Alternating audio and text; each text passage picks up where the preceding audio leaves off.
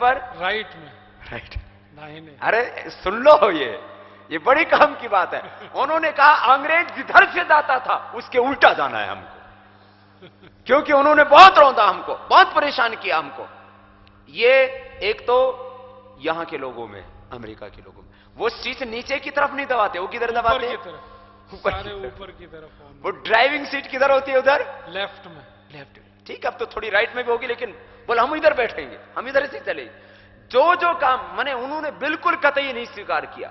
इसको बोलते हैं स्वाभिमान।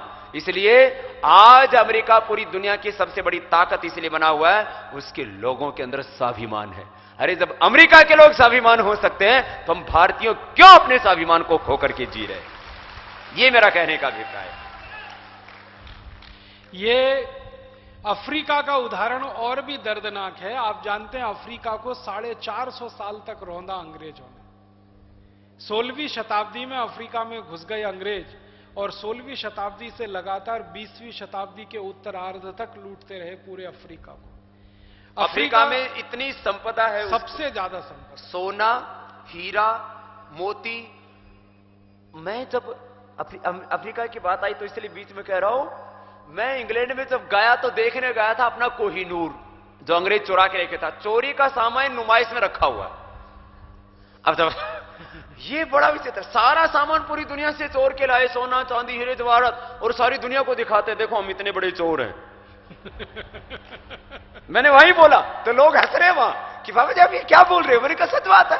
अरे चोर, उचक्के, गुंडे, मवाली सारी दुनिया का सामान लूट के लेके आए और फिर दिखा रहे देखो हम चोर हैं। मैं वहां अपना कोहिनूर देखने गया तब मुझे, क्योंकि उससे पहले मैं अफ्रीका जा चुका था, मैंने देखा रे अपना कोहिनूर तो इतना सा है और अफ्रीका के हीरे, आंखें सुंधिया जाती हैं वहां। इतने ज्यादा उन्होंने वो इंग्लैंड में जमा किए हुए हैं। इस बार मैंने भाई राजीव को बोल, मैंने कहा आपको भी दिखा के लाता हूं, आप अभी कहानी सुनाते हो वहां की। आप देखो किस तरह से लूटा इन्होंने। सोना, मैं जब गया वहां स्कॉटलैंड में तो बोले बाबा जी इस मकान में 500 टन, 50 टन, यहां 100 टन, यहां 500 टन सोना, अलग अलग जगह। इतने, मैंने कहा सोना कहां से आया? तो पड़ोस में एक भारतीय खड़ा था, बोले बाबा जी अपना ही तो है। ये जो है आज, ये जो है हमको आंखें दिखाते हैं ना, अपने भारतीय लोग अभी भी ताकतवर है वहां। तो मैंने कहा देखो पहले तो इनको योग सिखा के बोलो कि पहले तुम धन संपदा लूट के लेके आए थे, अब तो हम तुमको योग की संपदा देते हैं, और तुम कहते हो ना कि तुम यहां से कमा रहे हो। मैंने कहा अभी तो हमारे पूर्वजों से जितना तुम लेके गए थे उसका 1% भी हमने तुमसे वापस नहीं लिया, अभी तो बहुत लेना बाकी है। अफ्रीका को 450 साल 16वीं शताब्दी से 20वीं शताब्दी के उत्तरार्ध तक लूटा है अंग्रेजों ने, और दुनिया की सबसे बड़ी सोने की संपदा अफ्रीका में, दुनिया की सबसे बड़ी चांदी की संपदा अफ्रीका में, दुनिया की हीरे की सबसे बड़ी खदान है और सबसे ज्यादा खदान है, सबसे बड़ी, सबसे ज्यादा। टनों टनों हिसाब से हीरा निकलता है, टनों टनों हिसाब से सोना निकलता है, टनों टनों के हिसाब से चांदी निकलती है, टनों टनों के हिसाब से बेशकीमती पत्थर वहां निकलते हैं। अफ्रीका जो गरीब दिखता है भौतिक रूप से, वो प्राकृतिक संपदा के रूप में दुनिया का सबसे अमीर इलाका है। आज भी अमीर इलाका आज भी 450 साल की लूट के बाद भी उसको लूटा इन अंग्रेजों ने, और लूटा ही नहीं बर्बरता से उसका दोहन किया, खत्म किया। जैसे मैं तो कई बार अफ्रीका का इतिहास पढ़ता हूं और भारत का इतिहास पढ़ता हूं तो बहुत दर्द के साथ आपसे ये कहना चाहता हूं कि भारत पर जितने अत्याचार अंग्रेजों ने किए हैं उससे 1000 गुने ज्यादा अत्याचार अफ्रीका पर किए हैं अंग्रेजों, 1000 गुने ज्यादा। हमारे यहां तो अंग्रेज अत्याचार करके सोना चांदी धन दौलत लूट कर ले गए, लेकिन हमारी जातियों को खत्म नहीं कर पाए, हमारी सभ्यता को नेस्तनाबूद नहीं कर पाए, हमारी संस्कृति को जड़ मूल से अंग्रेज नाश नहीं कर पाए। कोशिश उन्होंने बहुत की, भारतीय संस्कृति, भारतीय सभ्यता और भारतीय जाति समूह को जड़ मूल से नाश कर देने की, अंग्रेज वो नहीं कर पाए। लेकिन अफ्रीका में तो उन्होंने जाति समूहों को जड़ मूल से नाश कर दिया, अफ्रीकी सभ्यता का जड़ मूल से नाश कर दिया, अफ्रीकी संस्कृति का जड़ मूल से नाश कर दिया। आपको सुनकर इस बात का दर्द होना चाहिए दिल में कि अफ्रीका के सैकड़ों जाति समूह जो 400 साल पहले हंसती खेलती जिंदगी बिताते थे, वो जड़मूल से खत्म हो गए हैं, वो जातियां खत्म हो गई हैं पूरी अफ्रीका में। अब वो जातियां ही नहीं बची हैं जो 400 साल पहले हुआ करती थी। और अफ्रीकी संस्कृति और सभ्यता जो 400 साल पहले हंसती खेलती दुनिया को आदर्श और दीपक दिखाने वाली थी, वो आज सभ्यता के नाम पे नामो निशान मिट गया है उनका। जो भी कुछ है इस समय अफ्रीका में, वो सब अंग्रेजों का और अंग्रेजियत का दिया हुआ है। उनकी अपने खान पान, उनके अपने रहन सहन, उनकी अपनी वेशभूषा, उनकी अपनी संस्कृति की भाषाएं। आपको मालूम है सबसे ज्यादा लोक भाषाएं दुनिया के किसी एक महाद्वीप में रही हैं तो अफ्रीका में रही हैं, सबसे ज्यादा भाषाएं। हिंदुस्तान के बारे में आप कल्पना करते हैं, हिंदुस्तान तो कोई महाद्वीप नहीं है, लेकिन एक महाद्वीप का छोटा सा खंड है। तो भारत में 18-20 भाषाएं हैं और 1632 बोलियां हैं, 1632 बोलियां हैं। अफ्रीका महाद्वीप दुनिया का ऐसा महाद्वीप रहा है जहां 3000 से ज्यादा बोलियां रही हैं और 24-25 से ज्यादा भाषाएं रही हैं वहां पर। इतना समृद्धशाली रहा है भाषा के स्तर पर, बोलियों के स्तर पर, भूषा के स्तर पर। खान पान भोजन की 400 साल पहले की उनकी परंपराओं को देखेंगे और जानेंगे तो आंखों दांतों से उंगली दबानी पड़ती है। इतने हैरान करने वाले आंकड़े और दस्तावेज मिलते हैं अफ्रीका के। खान पान की इतनी विविधता उस देश में, हर एक इलाके में खान पीन के इतने सामान मिल जाएं कि कोई आदमी जन्म से पैदा हो और मृत्यु के दिन तक हर दिन एक नया व्यंजन खाने की इच्छा व्यक्त करे, तो अफ्रीका में मौजूद रहा है 400 साल पहले तक। और उनकी चिकित्सा पद्धति तो दुनिया में अद्भुत रही है। जैसे हमारी एक चिकित्सा पद्धति रही आयुर्वेद, जिसने सारी दुनिया को एक दिशा दी है, वैसे ही अफ्रीका की अद्भुत चिकित्सा पद्धति रही है, कुछ इसी तरह की जैसे आयुर्वेद रहा है। और अद्भुत चिकित्सा पद्धति रही है। शिक्षा की उनकी अपनी पद्धति रही है। टेक्नोलॉजी में वो बहुत आगे रहे हैं 400 साल पहले। विज्ञान में बहुत सारी खोजें उनके यहां से हुई हैं। बहुत सारी बातों में वो हमसे मिलते जुलते हैं। काफी चीजें उनकी हिंदुस्तान से मिलती जुलती हैं। और अफ्रीका और हिंदुस्तान का अध्ययन किया जाए तो अफ्रीका की रिचनेस का सबसे बड़ा कारण है, 400 साल पहले के दस्तावेज देखने के बाद, भारत से उनका संबंध। अफ्रीका के 53 देशों का भारत के साथ 3000 साल पुराना संबंध रहा है। 53 देशों का। एक देश है उसमें से साउथ अफ्रीका। पूरा अफ्रीका साउथ अफ्रीका नहीं है। पूरा अफ्रीका तो बहुत बड़ा खंड है, साउथ अफ्रीका उसका एक छोटा सा देश है।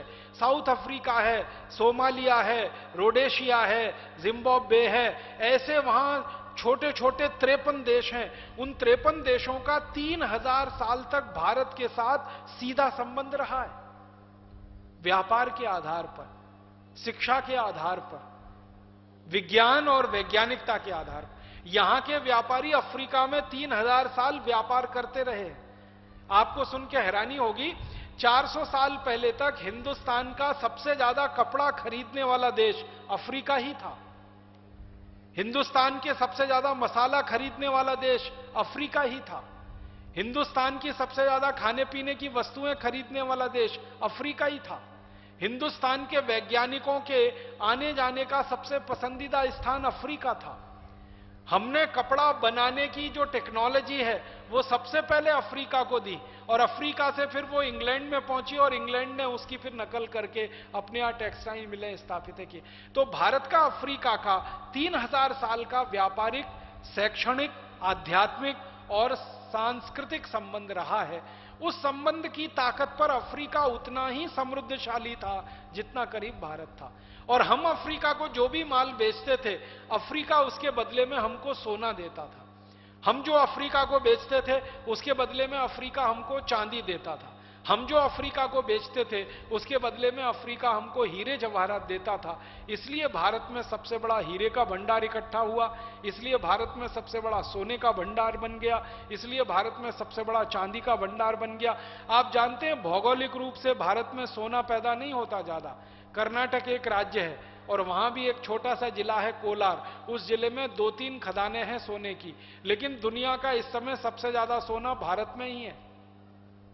ये अफ्रीका के साथ 3000 साल के हमारे जो संबंध रहे हैं उसका परिणाम है। हमने 3000 साल अफ्रीका को ऐसी वस्तुएं बेची जो उनके यहां नहीं होती थी, और अफ्रीका ने 3000 साल ऐसी वस्तुएं हमको दी जो हमारे यहां नहीं होती थी। बार्टर सिस्टम का व्यापार हमने अफ्रीका से किया। भारत का सबसे बड़ा व्यापारिक साझीदार अफ्रीका रहा 3000 साल। ईसा के जन्म से 1000 साल पहले से, महात्मा ईसा की बात की जाती है ना, फर्स्ट एडी की बात करते हैं, उनके जन्म के 1000 साल पहले से भारत और अफ्रीका के व्यापार स्थापित हो चुके थे, और भारत के मूल व्यापारी वहां जाके व्यापार करते थे, और अफ्रीका के लोग यहां आकर बहुत कुछ सीख के वापस जाया करते थे। तो भारत और अफ्रीका का सांस्कृतिक, आर्थिक, आध्यात्मिक और वैचारिक सब तरह का संबंध रहने से जब वहां की समृद्धि बहुत जबरदस्त थी तो यहां भी वो थोड़ी सी समृद्धि आई, और हम भी उनके जैसे ही समृद्धशाली हुए। बाद में 16वीं शताब्दी में अंग्रेजों की नजर अफ्रीका पे पड़ गई, क्योंकि मैंने बताया ना अंग्रेज भूखमरी के शिकार थे। इतनी भूख से मौतें होती थी कि पूरा समाज परेशान था, इसलिए वो समाज ने बाहर जाना शुरू किया। देखिए, हम भारतवासी कभी भी बाहर नहीं गए क्योंकि हम भूखमरी के शिकार कभी हुए ही नहीं। जो भूख का शिकार होता है, जिसको अभाव बहुत होता है, जिसको बेबसी बहुत होती है, जिसको लाचारी बहुत होती है, वही बाहर जाता है। आप जानते हैं ना, बाहर जाने का जो सिद्धांत है वो यही है। भूख से पीड़ित जो समाज होगा, बेबसी से पीड़ित, लाचारी से पीड़ित जो समाज होगा, उसके लोग बाहर का रुख करेंगे कि चलो कहीं से कुछ कमा खा के लाएं। आज जो जा रहे हैं वो इसलिए जा रहे हैं कि यहां से ज्यादा मिलेगा। ये है सिद्धांत। तो वो यहां भी एक तरह से भूख और बेबसी के शिकार है। भारत में उनको भूख और बेबसी लगती है, अमेरिका जाके कुछ ज्यादा समृद्धि आएगी। तो हजारों साल से भारत के समाज में समृद्धि रही, संपत्ति रही, इसलिए भारत के लोग कभी बाहर नहीं गए। कहीं व्यापार करने के लिए तो गए, लूट मार करने के लिए नहीं गए, लूट खसोट के लाने के लिए नहीं गए। हम गए तो शिक्षा का प्रचार करने, संस्कृति और संस्कृत का प्रचार करने, हम गए तो व्यापार का काम करने या सभ्यता का प्रचार करने। अंग्रेज गए तो लूट मार करने, क्योंकि वही उनकी सबसे बड़ी प्राथमिकता थी। ईस्ट इंडिया कंपनी के तो पुराने दस्तावेज बताते हैं कि यह कंपनी बनी थी समुद्र के रास्ते से जो जहाज जाते थे व्यापार करने के लिए, उन जहाजों को लूटने के लिए यह कंपनी बनी थी। ईस्ट इंडिया लुटेरों की कंपनी थी। इसके बोर्ड ऑफ डायरेक्टर्स की पूरी लिस्ट है मेरे पास। 21 लोग थे, सब बड़े बड़े लुटेरे उसमें। इंग्लैंड के, लंदन के उस जमाने के छटे हुए लुटेरे, don mafia East India Company के बोर्ड ऑफ डायरेक्टर्स में हुआ करते थे। उनका धंधा ही यह था कि इंग्लैंड के नजदीक समुद्र के रास्ते से जो जहाज भी जाएगा उसको डुबो देना, उसका माल लूट लेना। इसके लिए वो कंपनी बनी थी। और इंग्लैंड में ट्रेड का मतलब ही लूट होता है। East India company trading company थी, माने लूटमार करने वाली कंपनी। वहां की डिक्शनरी में जो आप डिक्शनरी में ट्रेड का अर्थ निकालेंगे ना, 16-17 सेंचुरी की डिक्शनरी, अब नहीं तब 16वीं 17वीं शताब्दी की डिक्शनरी देखेंगे, वेबस्टर डिक्शनरी सबसे पुरानी है, उसमें TRAD, trade is equal to plundering, बिल्कुल साफ साफ लिखा है। ट्रेड के सामने लिखा है लूटमार, प्लंडरिंग माने लूटमार। तो east India company trading company थी। तो हमारे दिमाग में क्या कल्पना आती है ट्रेडिंग कंपनी का माने? व्यापार करने वाली, खुद खरीद बेच करने वाली। उनके लिए ट्रेडिंग का माने है लूटमार करने वाली। तो ये लूटमार करने वाले लोग जहां जहां गए, भारत में गए हों, अफ्रीका में गए हों, या अमेरिका में गए हों, या दुनिया के दूसरे देशों में गए हों, हर जगह उन्होंने एक ही काम किया है, लूटमार लूटमार लूटमार, और वहां की स्थानीय व्यवस्थाओं को ध्वस्त करना। और उस अफ्रीका ने जो 450 साल लुटता रहा, अपनी आजादी का इतिहास लिखा है। अफ्रीका में जैसे यहां महात्मा गांधी हुए, सरदार भगत सिंह हुए, लोकमान्य तिलक हुए, विनायक दामोदर सावरकर हुए, ऐसे ही अफ्रीका में बड़े वीर क्रांतिकारी हुए।